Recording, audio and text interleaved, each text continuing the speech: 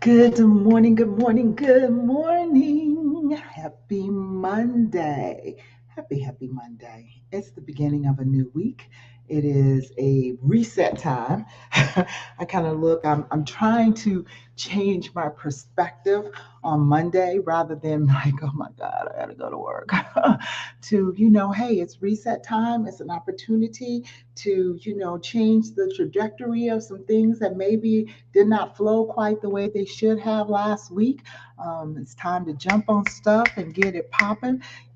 Just kind of, it's all in our perception and how we see things, how we perceive what's going on. So that's not my nugget for today, but that's just a little tidbit to focus in on to help you with your Monday. It's also eclipse day. Um, hmm, it was really, really funny to me this morning. I was having some thoughts because I'm just amazed at how the people are reacting to to say for this solar eclipse, and I'm just like, okay, the planets are doing what God designed them to do.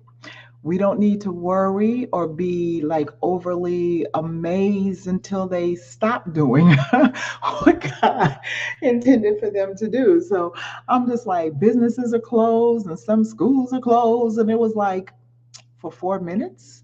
Like, the whole eclipse, if you're in the direct path, you might see it for 4 minutes. I think we focus on the wrong thing. But anyway, if you guys are out there with your glasses, I was outside with my glasses the last eclipse. I think it was in 2019, 2017, whenever it was. I was in Atlanta.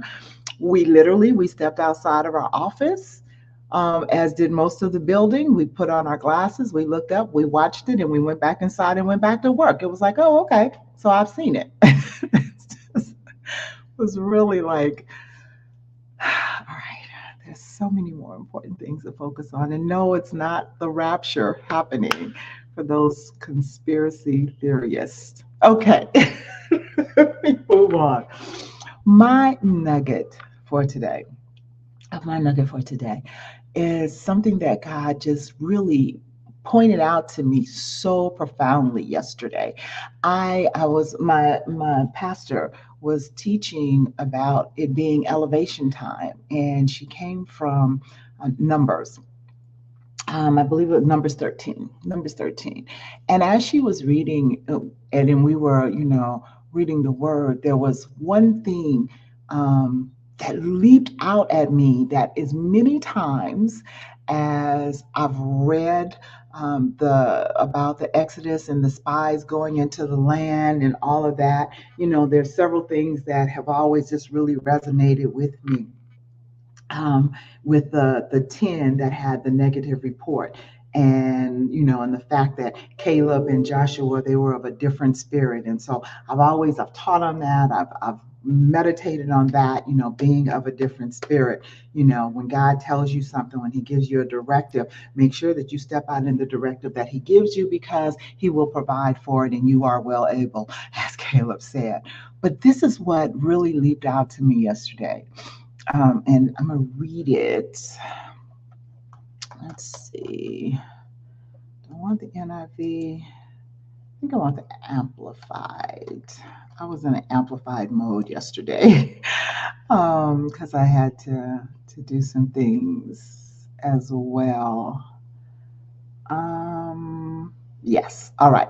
So Numbers 13, and start with 17.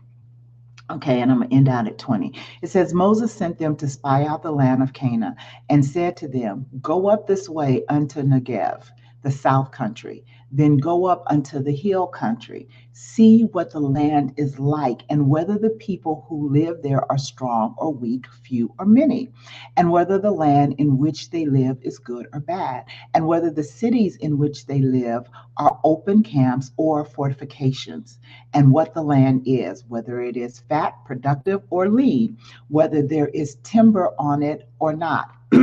Make an effort to get some of the fruit of the land. This is the part that jumped out to me. Now, the time was the time of the first ripe grapes. The time was the time of the first ripe grapes. I started writing as I read this because this is what I do. I sit in my journal during church, just what I hear God speaking. And anyway, um, I wrote down God sent the children of Israel into the promised land at the time of ripe grapes. It was the time of harvest, and they missed it. They missed it. They didn't stand in the word of God over what they saw in the natural. God already told him he was giving them the land. He already told him that the land was flowing with milk and honey. He already told them that they had the victory in the land. Moses sent them out to spy out the land, but I really believe because of Moses' connection with the Lord, that it was more of a confirming what God had said in his heart when he sent the spies out, not the, see if what God said is true or not. Because he already knew if God said it, it had to be true, right? God had already told them how great the land was. But the strategic move of God is that he would send them in there at the time when the grapes were ripe, at the time of harvest. And if you really put it, when you think about it, God knew it was harvest season, and it was harvest season for the children. For the children of Israel, it was like, I'm going to send you in there at the appointed time when all you need to do is pluck the fruit off the trees. All you need to do is go in and inhabit the land that I have given you. And because the spies, 10 of them, because 2 of them came back with a good report, but 10 of them came back and saw themselves as grasshoppers, didn't see themselves as how God saw them, didn't stand on, well, this is what God said. Like Caleb said, hey, we are well able. God said we can do this, so we are well able. Instead, they're looking at the natural, and because there's giants in the land looking at the natural, they said they couldn't do it. They said that it wasn't possible. So they let their natural eye defeat their harvest season. Their natural eye caused them to miss the blessing of the harvest. And so my nugget for you today, I know I'm over time, but I just really want to get this into you. My nugget for you today is don't allow what you see in the natural defeat your harvest season. If God said this is for you, if God said that's your land, if God said that's your position, if God said that's your ministry, if God said this is what I have purposed for you to do, then step out and do what he said. Do not miss your harvest season. There's so much more I can teach on this, but this is a nugget, right? All right, guys. I love you with the love of Christ. You have an absolutely, positively fantabulous day. And Lord willing, I will see you tomorrow. All right.